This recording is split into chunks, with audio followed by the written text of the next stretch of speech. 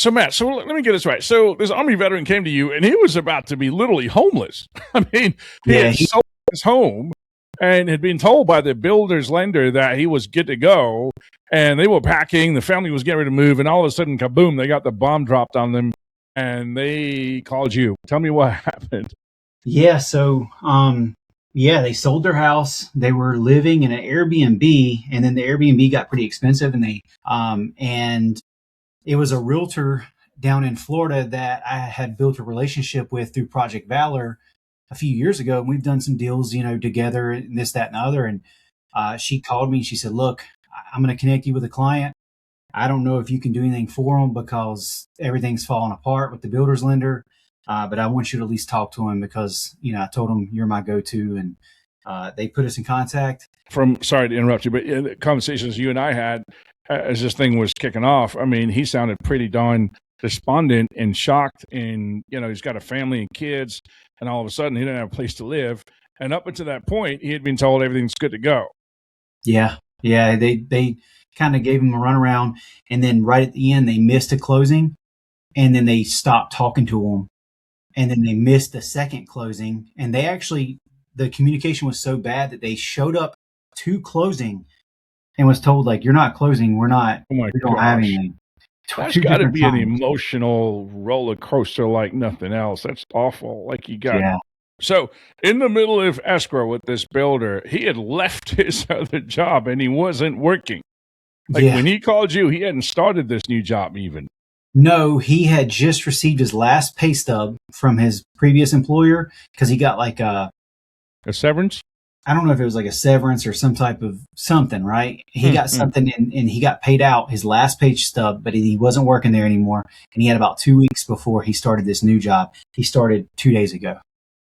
Okay, so when you got the call, the frantic call, not only was he not working, but he wasn't going to start working for about almost 3 weeks. Yeah. And you guys were asked to close before he started the job. Correct. Is that even doable for VA? Yeah. Evidently, yeah. I already know the answer to that because he just funded his loan, right? He's already moved in. How did you being the VA rock star that you are, you obviously said, "Hey, I'm going to figure this out," and you went to underwriting. Tell us how that conversation went. In a situation like this, I mean, I care about veterans. I'm a veteran myself, so it was a situation where I was going to do what needed to be done. So I went straight to an underwriter I knew had a huge heart for veterans, and I just tabled everything that we had in front of us and said, "Look, here's what we're up against. We need either a yay or an A. And if you say yay, give me the answers. Like, how can we do this?" And I gave her everything that we had. So you were going at the underwriter saying, "Look, the guy's stopped working. He's got a job lined up. You had an offer letter, right? But he hadn't started and he wasn't going to start. So he really had no income aside from he's working as a civilian. He had his VA disability income, correct? Correct, yeah. But he didn't have a job income, and you were persuading her to go ahead and use the job income in lieu of him starting. That's kind of a big deal. How did she respond to that? How did she stomach that? She didn't Did you send her some flowers, or what'd you do? Like, what kind of spell? She didn't seem too hesitant about it. She just said, "Look, I do have some questions. Obviously, like why he left for one, what his plan was for leaving, why he's taking less pay at this new job." And we just put together the letter of explanation, and it went right through. I mean, she was all about it. That's amazing. So at the time that you funded and he got his keys, he had not even started the job, and he didn't have a pay stub, obviously. Correct. Yeah. Now, I recall in talking to you, there's something else that you did that the builder's lender maybe didn't think about, was you realized that this veteran was 100% disabled, and you took some action to kind of help the file. Tell us about that. What did you do? We just went to the state of Florida's county website, pulled the document that he needed to fill out, and went ahead and had him pre-fill that out. A lot of investors, a lot of lenders won't qualify the veteran with no taxes. This did two things. One, it lowered his debt to income ratio, his back end debt to income ratio, and helped with the residual.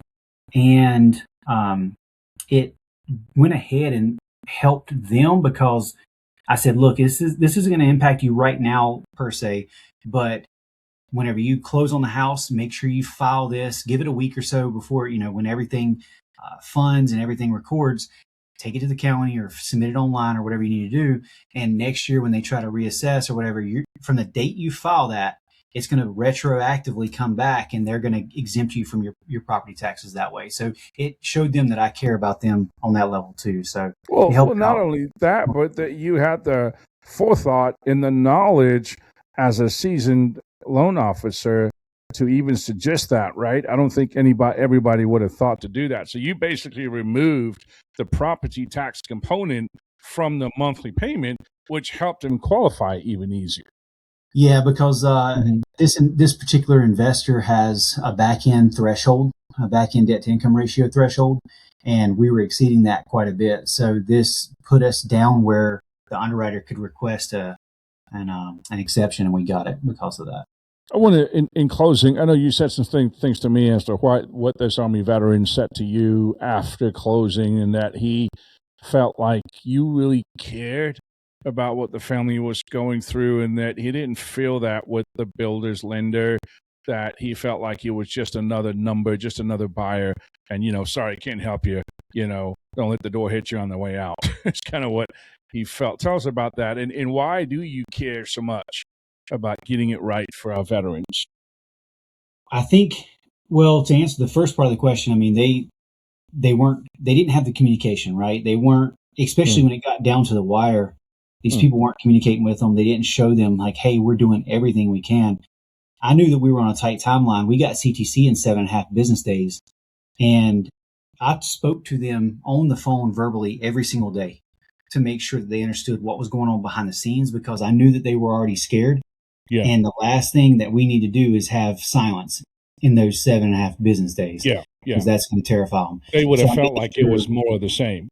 Yeah. So I made sure that I checked in with them and just said, hey, you guys good? Y'all have, still have the Airbnb. Your friend's Airbnb is, here's what's going on behind the scenes. Here's what we accomplished today. Here's what I talked to the underwriter about, and just had that conversation, even though sometimes it was, hey, we're just waiting on them to review everything. It was still a check-in that made them feel feel cared about. And the reason I care, Charles, is because I'm a veteran myself.